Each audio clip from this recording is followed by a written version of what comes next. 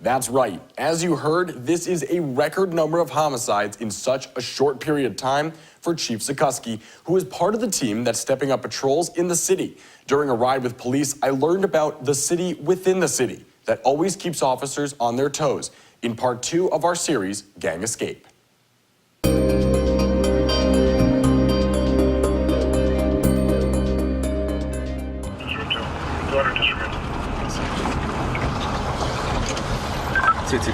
And I'll take you into what we call the 209 post. The 209, 3 numbers, keeping police in Binghamton busy. There's a day I responded to 2 armed robberies within an hour. The 209 region isn't that big. The streets fall inside a bigger patrol post. That is a hotspot area, no doubt about it. One hotspot area now seeing more officers, like SWAT team member Officer James Stokeham. There's power numbers, so to speak. To see firsthand what these heightened patrols look like, we headed out with Officer Stokeham, who works the busiest shift. Hey, it's Stokeham 202. About 2/3 of the calls go out on this shift. Patrolling some of the toughest parts of the city. If you look at this neighborhood, does this look like a place where there isn't gang activity? Does this look like a place where narcotics aren't being sold? No, it looks like that's, you know what I mean? Like, it's strife. Each street, this is Susquehanna Street. This is definitely a hotspot. Tells a different story. And this is where James High died. That's where he was murdered. High was the victim of a 2015 gang-related homicide on Shenango Street, outside of an after-hours club. I'm sure you've heard of Thorpe Street, obviously. We passed Mather back there. There's a murder there, 4.5 years ago.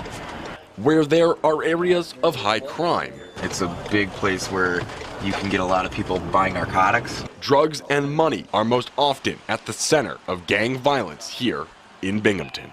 You mess with these dudes' money, and that's where you hurt them. Stokeham sees gangs in Binghamton as smaller sects of larger gangs. Basically businesses. No violent crimes on this night.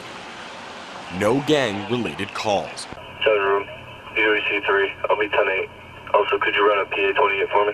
But 2.5 hours into Stokeham's shift, we see the impact of a concentrated police presence during this warrant call on Mather Street. Amber, open the door. We gotta make sure everything's okay.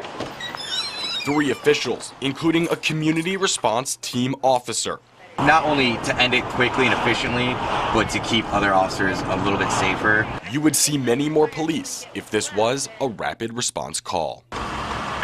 2 to room, show me tonight, please. So thankfully, that night ended quietly for Officer Stokeham and Binghamton Police, but lately the nights or early mornings have been anything but quiet.